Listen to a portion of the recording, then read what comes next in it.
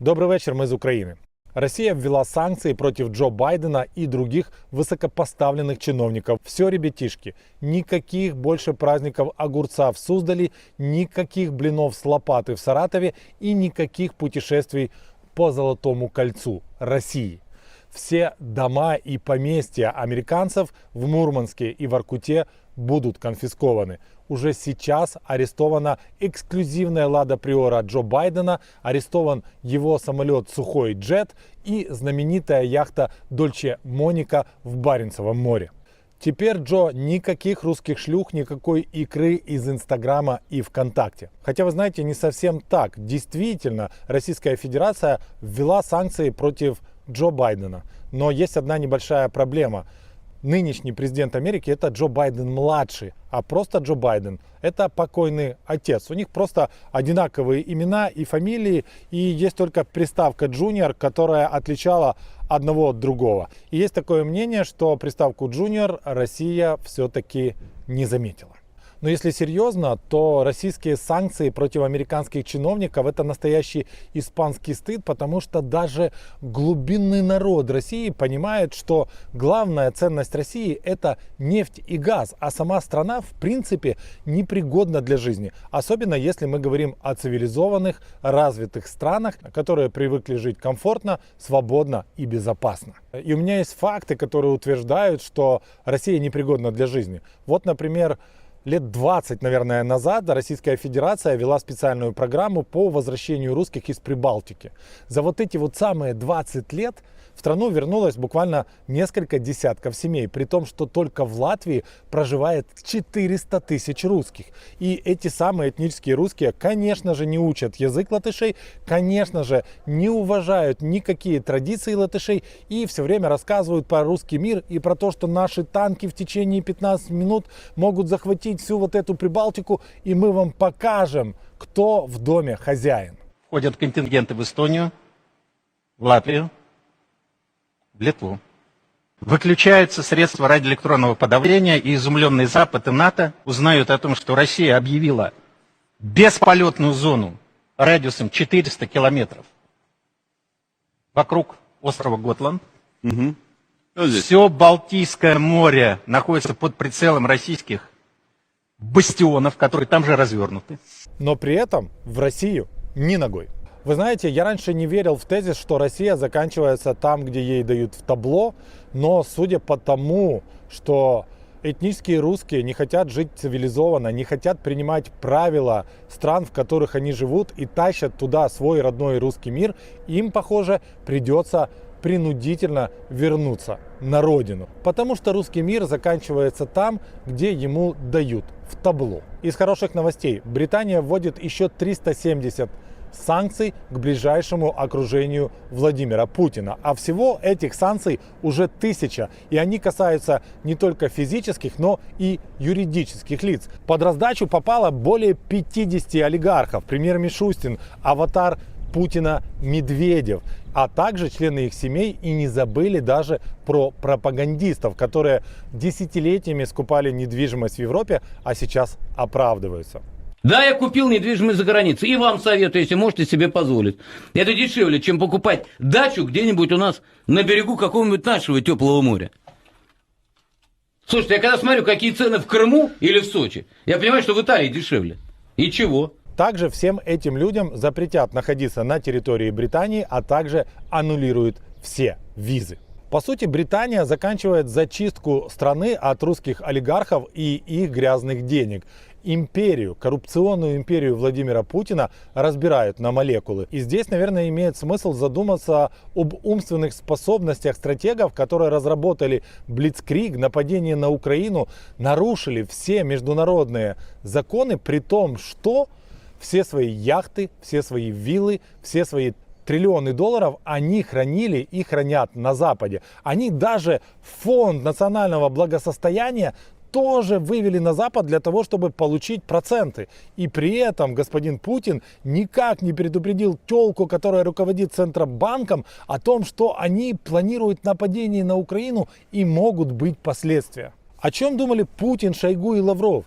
Их дети, их родственники, они все живут на Западе. У Лаврова дочка живет в США. Кабаева с детьми вообще оказывается гражданка Швейцарии, и прямо сейчас Швейцария решает вопрос о лишении ее гражданства. А официальная дочка Путина живет в Нидерландах. И таких примеров не десятки, не сотни, а тысячи и десятки тысяч. Теперь все вот эти триллионы, все эти виллы, самолеты, они заморожены, и, скорее всего, все эти деньги пойдут на погашение ущерба Украине. Разумеется, в США и ЕС есть коррупция. И вообще слово «коррупция» нам подарили римляне вместе с римским правом. Но западные политики не прячут свои деньги в России. А Россия – это пример, наверное, первой в истории человечества империи, правители которой грабят свой народ, грабят чужие народы, а все деньги прячут в странах НАТО, которых они называют своими естественными антагонистами. То есть, чуваки, вы всех обокрали у себя в стране, вы обокрали соседние страны и все эти деньги спрятали у своих врагов, после чего вы нарушили все международные законы. Здесь, пожалуй, самое время вспомнить выражение дипломата всех времен и народов. في فبراير وابريل الماضي. А теперь к новостям. Начну с очень странных. Израиль не принимает беженцев из Украины. Он практически приостановил безвиз. Сейчас нужно заполнять какую-то электронную форму. И по сути перед украинцами возникли бюрократические преграды. Я уверен, что сейчас Российская Федерация заявит, что все правильно, потому что пускай русский солдат-освободитель уже добьет вот этих стариков и детей, нацистов и бандеровцев. Евреи, а что это за еврейский стыд? Вы страна беженцев, вы люди, которые прекрасно понимают, что такое быть изгоем. Вы люди, которые прекрасно знают, что такое список Шиндлера. И при этом вы не можете принять беженцев. Сколько бы к вам прилетело из Украины? 3000, 5000, даже если бы это было 10 тысяч. Это, скорее всего, ваши родственники, такие же евреи, как и вы. Вдумайтесь, Германия заявила, что она готова принять всех беженцев из Украины. Я бесконечно благодарен странам ЕС за то, что они не отменили безвиз для Украины. Они, наоборот, убрали все бюрократические проволочки. Польша приняла больше 1 миллиона человек, и сейчас весь Европейский Союз заботится об украинских стариках, женщинах и детях. И мы вам, европейцы, за это бесконечно благодарны. Ну а что касается жителей Израиля, мы по-прежнему вам тоже бесконечно благодарны за то, что вы присылаете гуманитарную помощь и помогаете нам как можете. Как и предполагалось, по информации СБУ, а также разведывательного сообщества Украины, Кадырова на территории Украины не обнаружено. Зато появилось видео, что он сейчас в Грозном встречается с русскими чиновниками. Для меня эта новость абсолютно неудивительна, потому что для Кадырова на данный момент, как мне кажется, главное это большое количество подписчиков на ТикТоке. А в то время как Кадыров собирает огромную аудиторию из подростков, ФСБ продолжает жрать дезинформацию от украинского ОПЗЖ и просто от украинских коррупционеров. Оказывается, они притащили с собой Васю Царева. Помните вот этого имбецила, у которого Роман Скрипин брал интервью, а Вася отвечал следующим образом. Когда началась Вторая мировая война? Что? Когда началась Вторая мировая война? Волынская резня была в Когда началась Вторая мировая война? 41-м. Да вы что? Да-да. Не в 39-м? Нет.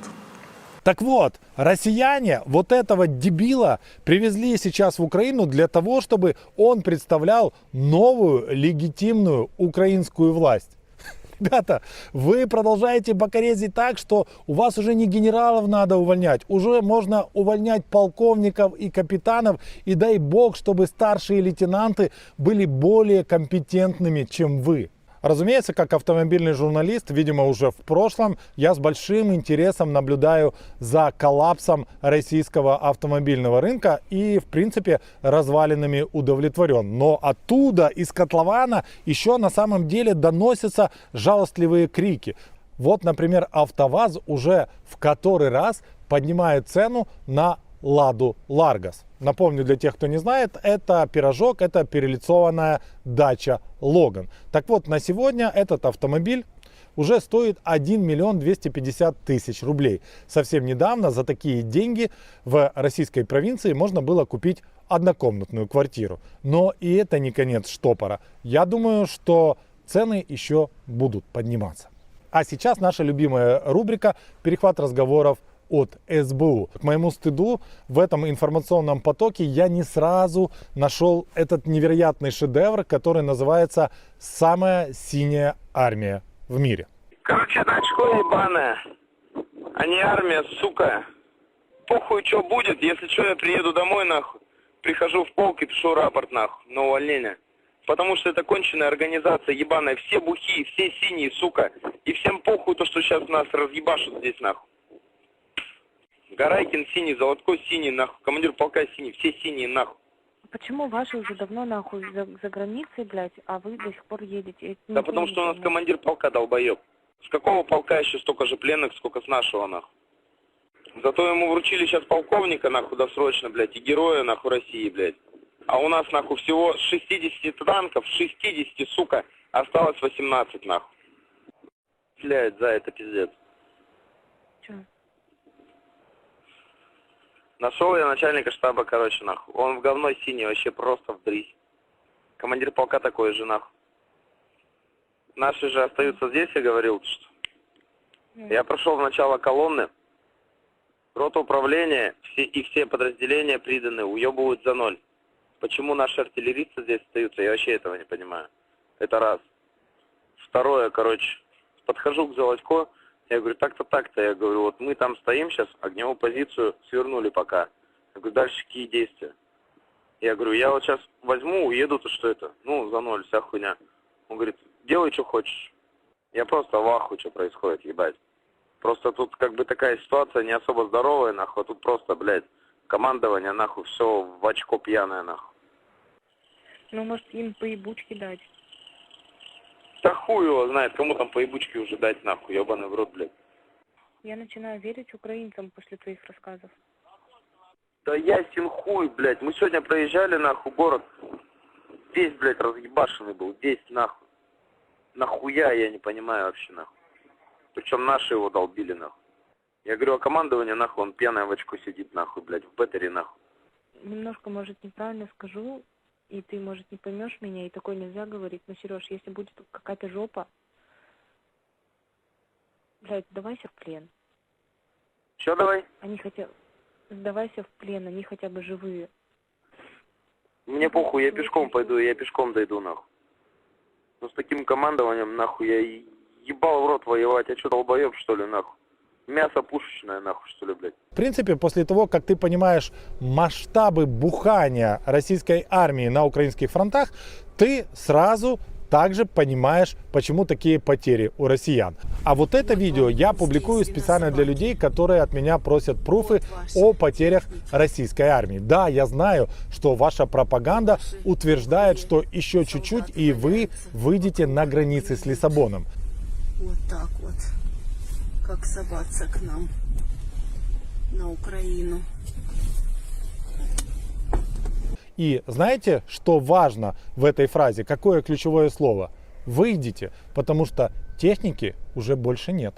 Кстати, помните вчерашний некролог про старшего лейтенанта Романа Кулагу, танк которого принял неравный бой, уничтожил 15 националистов, выдержал 3 выстрела из РПГ, 1 выстрел из Джавелина. Роману всего лишь оцарапало лицо, после чего он уничтожил снайпера и подбил 3 танка. Так вот, у меня появилось эксклюзивное видео этого эпичного боя.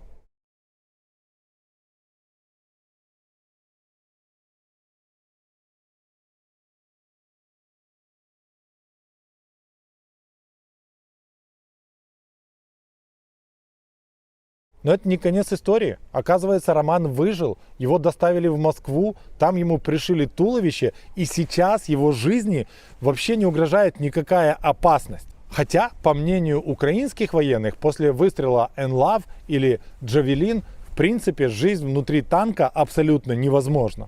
Так шкварить їх, аж гайки воняють. Так що, поэтому ті ж самі танкісти, вони ж теж жити хочуть. Ну, нормально, грубо. Тут некоторі кажуть, що прийти, забрати там танкістів. Так а що забирати? Там забирати нічого. Там із 3 танкістів можна на півлітрову баночку хіба що насобирати. Я же со своей стороны обещаю и в дальнейшем следить за судьбой Романа Маклауда, который уже давно переплюнул все подвиги Рэмбо и даже подвиги Гойко Митича, который отвечал за всех индейцев на территории СССР. А зараз чудова новина для всіх українців. Партія ОПЗЖ починає саморозпуск. Депутати пишуть заяви, дехто з цих депутатів вже пішли на фронт. І це абсолютно справедливо, тому що тільки кров може змити ту ганьбу і ті намагання притягти в Україну руський світ. А ті, хто просто написав заяви і зараз намагається сховатися по щілинам, пам'ятайте, після війни вас усіх знайдуть і ви за все будете відповідати. Ми переможемо. Слава Україні!